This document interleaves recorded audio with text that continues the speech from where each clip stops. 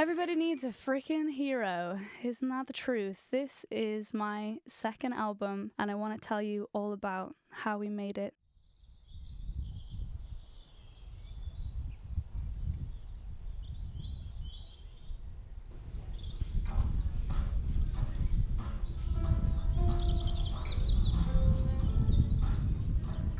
Just doing some vanity ticks because these songs are completely done, but it's like when you write a to-do list and you just put something you've already done on it and just go, just to give yourself a good ego boost, but actually there's a vast amount left to do, so that's good.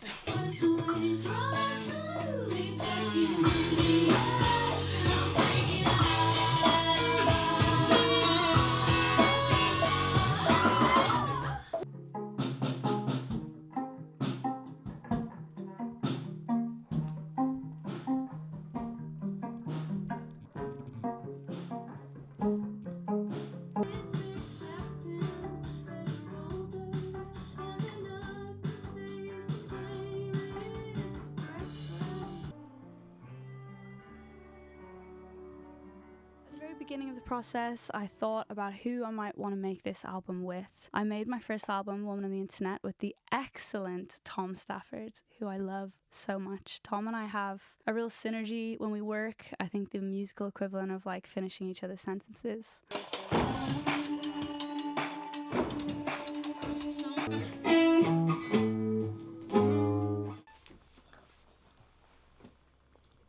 Stop it!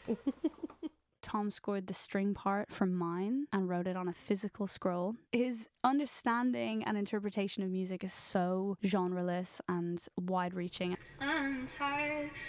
Today. Just with that hideous fail. I also wanted to bring Pete into the fold. Pete Miles of Middle Farm Studios. Over the years, Pete has become a great friend and has also worked on a lot of other projects that I've been involved in, including the Fizz album. Pete produced the Secret to Life by Fizz. Wow, total fluke. Sounds like I'm good. That sounds so good. It's like fucking snarky puppy shit. When he works, there's a real focus on not sweating the small stuff, not overthinking, working on instinct. I think Pete is so reactive to what's happening in a room. He knows how to capture the energy of a room.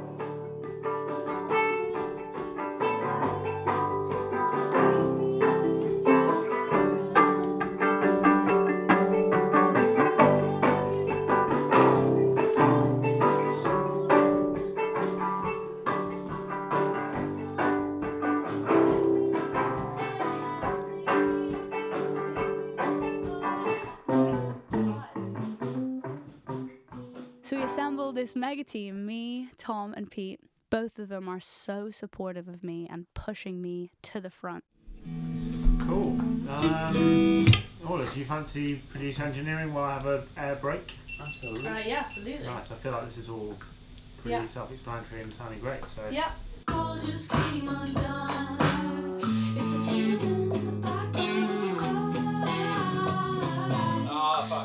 So this album was written over about a year and a half, starting in 2022. I just started by trying things. I took stock of all the voice memos I had, all the demos I had from my secret demo club, which is where I send one demo out a month. I've been doing it for over 7 years. There are over 100 demos. And so I was taking stock of songs on there that felt promising. I also did some writing sessions with Tom. And crucially, a very important session with Tom and my best friend, Lauren Aquilina. We were living together at the time. And I am biased, but I truly believe that Lauren is the best songwriter of all time. And we did a session where we wrote Kiss Your Face Forever. When you write with someone who knows you so deeply, you skip so many stages in figuring each other out.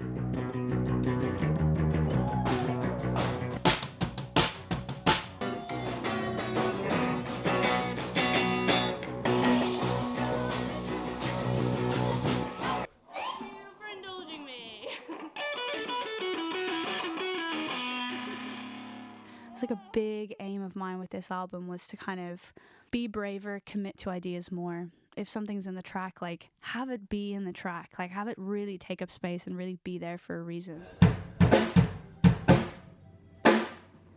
We had an all-star cast of players on this record. On the drums front, we had appearances from Tim Chadwick, Sweet Tim, the incredible Matt Swales, Why is Matt on the wall? He's dead. No, he's just in America. He's just in America. We had Izzi up here on the kit for a brief moment in 3 Words Away. Fun fact, there are 3 drummers on that song. We also had the incredible Soren Bryce on synth. Soren did some BVs. Grace Lightman did some BVs. And Nathan Cox was in there playing so many things. I'm being lazy.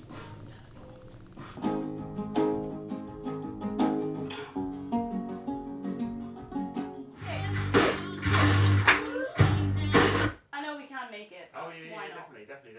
I was playing a lot of drums when I was making this album, writing rhythmically, thinking rhythmically. It's changed me as a musician, as a writer, and I think that's really exciting. I can't change you, can't change me, can't change anything. Oh, I guess I gotta let it go.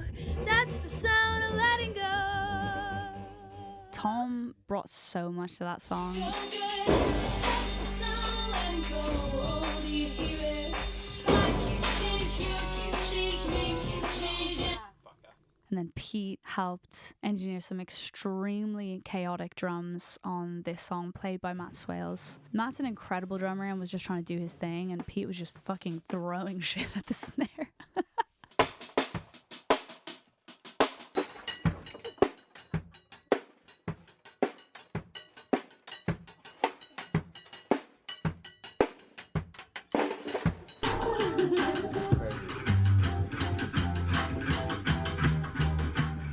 Okay, so we're about halfway through our recording time here at Middle Farm, and I would say for the first time the sun has come out. Thank you April.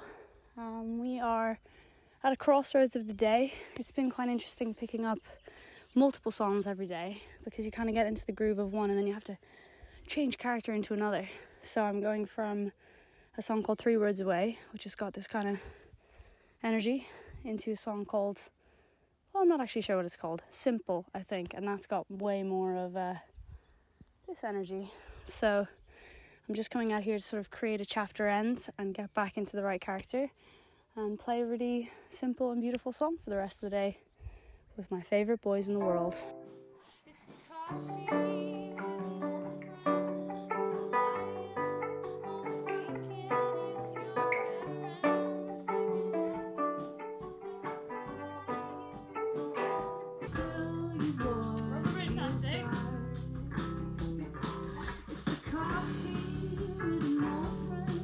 It's a lion on the weekend.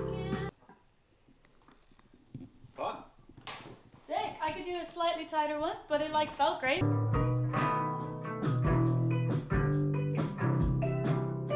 Cool. I'm going to do something totally different Yeah, no. within the realms of those notes. Yeah, no, that's totally fine. Not bad for our first pass altogether. Fun. I wrote 3 Words Away with Finn Starsmith, who I've been a fan of for years. We wanted to write a song that was sort of the villain song in the Hero album. It was sort of the most the kind of character can be pushed. And I wanted to write a song where the 3 words were never explicitly explained. But when we wrote it, we decided that it would be any 3 words that you could come in and say to a partner to kind of shatter their whole world in an instant. Anything from I'm leaving you to I kissed him, anything that could just make someone's world crash down. And the song is not about being a dick for the sake of it, but it's more realizing that you have that power in your hand and being both drunk on that power and also terrified by it. Behind and catching up with everyone. Yeah, it sounds really urgent. Yeah, no, I just relax into it. It seems to be big. But I kind of love the last bit when you don't relax into it. The last bit where you're it is kind of good. Okay, the first bit wants to relax, but the second bit is good, being quite erratic. Okay, cool. But also, I'm just trying to be weird. Yeah, but the first half can just be pretty, and I think let's try the F sharp at the halfway point, but just don't make it major. That was cool. Yeah, I'm up for it. Yeah.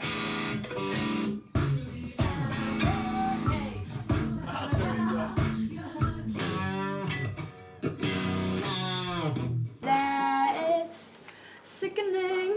What have I become? Yeah, I feel like I should sometimes play the root and sometimes play the vocal. Yeah. Yeah, so I think you're just fucking around in that word.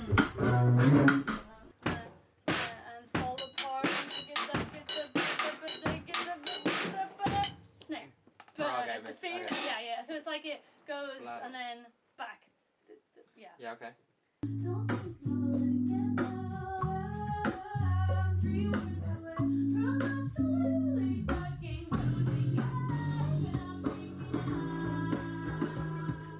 I had my second cry last night, which was building up inside me all day.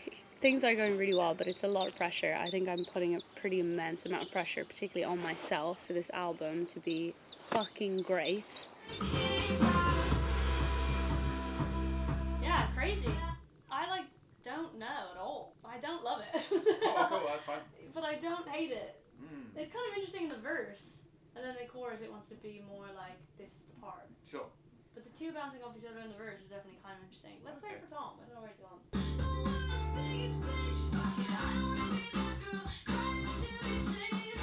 This time, compared to the last album, we have loads of maybe songs, and I didn't have any spare songs last time. This time, I'm coming with about 19 and paring that down to God knows how many at this point, which means that there are some definites, but there are also loads of maybes that are kind of presenting more questions than they're answering all the time. Like freaking out in there. Lads, sounding totally brilliant. I'm going to change the kick drum, but everything else sounding cool. Do you want to come in and just listen to that last take for perspective while I change the kick drum? It sounds sick, boys.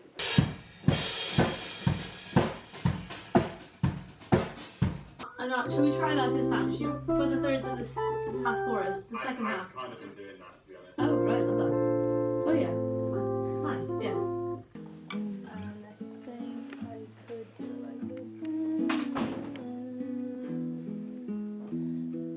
Like a energy.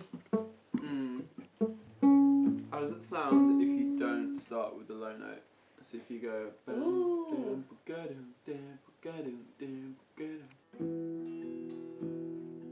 Another song I really enjoyed writing was a song called Mine. When I wrote it, if this would have a place on the record, because it's by far the most vulnerable and raw thing I've ever written. I'd wanted to write that exact song for like maybe 6 years. I just needed to purely be in the right mindset for it to kind of fall out.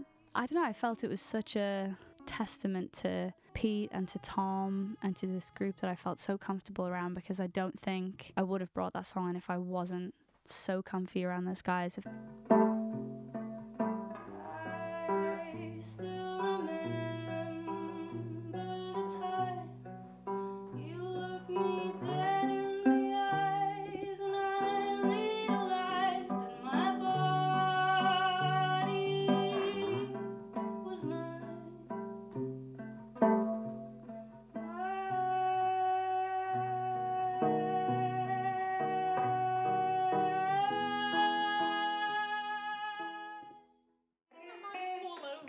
Don't fall over, Em. Got a lot of this wooden particle risk assessment. Got a lot of bits and pieces on the ground.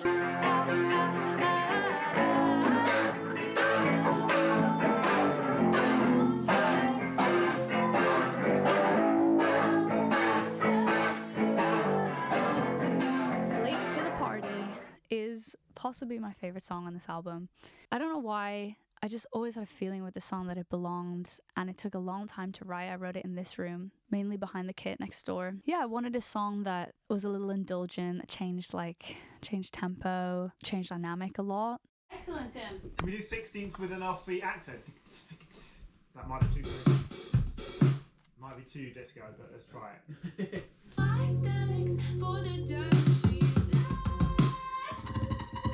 End the fill with a flam, either snare flam or floor tom and snare flam.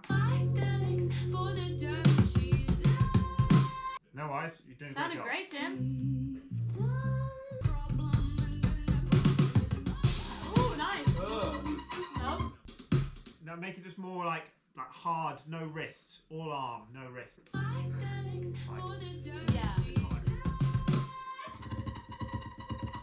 Yeah, why don't you just have letting go drums first while we're doing my vocals, Yep. and then we can do a little swip swap. Mhm. Who Am I was a song that almost didn't make the record. I think when I decided to call the album Everybody Needs a Hero, and I was thinking so much about this feminine urge to kind of do it all, Who Am I felt really important because, you know, the chorus is like, I can't be your... I'll be everything. I can't be your rock and your love or your mom, and I've tried. It's like this sort of spreading ourselves thin, this manic, uncalled for doing. When I put it like that, you know it sounds so bleak. But I can't be your rock, your love, or your mom, and I've tried. Now I'm not anything, just a painting that's meant to blend in with the warm tide. And I don't wanna hide behind my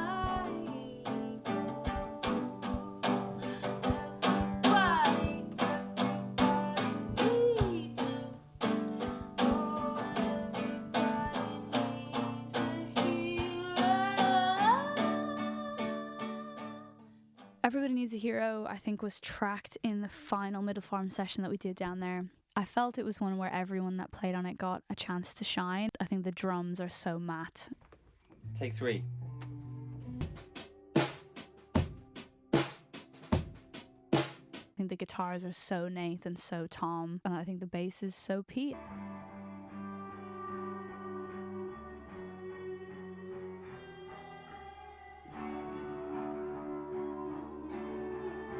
Again, me feeling so safe in their company and so supported, I can then push myself.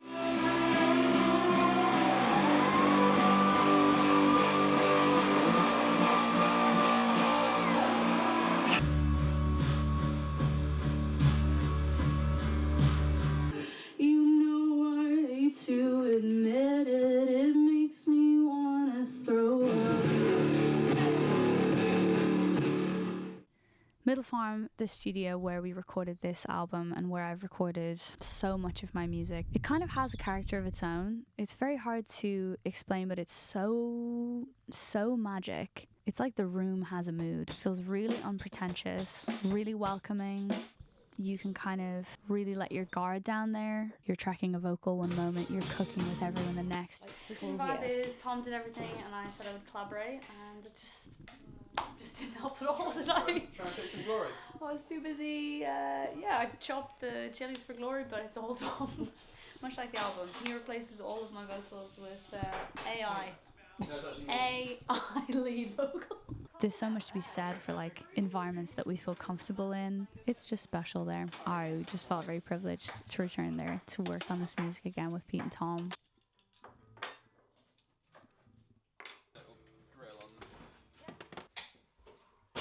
I guess return to a space where I've been so much. I think there's something really exciting about when there's a place in your life, a physical place that you go to, you know, every so often. It's like every time you go back, you check in and you think about the last time you were there and what's changed in your life since. And this album was made over, you know, including the writing process, over almost 2 years.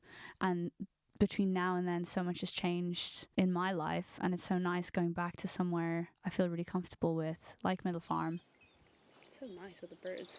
Yeah, it's such a nice day. Paid actors. Yeah. You should give them some coffee to say thanks, but that's probably not good for them. Yeah. Now that the album is out, now that I can hold the record in my hands, it feels really good. I'm incredibly proud of this set of songs. I think I set out to push myself, and I think I did push myself. And I feel as I enter this next phase of the campaign, setting off on tour soon. Yeah, I feel just very lucky to be armed with this set of songs. I feel as a songwriter, we're kind of all just trying to write the same song again and again, and it's more like a refined version every time. I do feel that this is true of this album for me. I think it's where I've been before, but more committed and more refined and more confident. And it makes me excited about whatever will come next. Yeah, that'll do. Yay.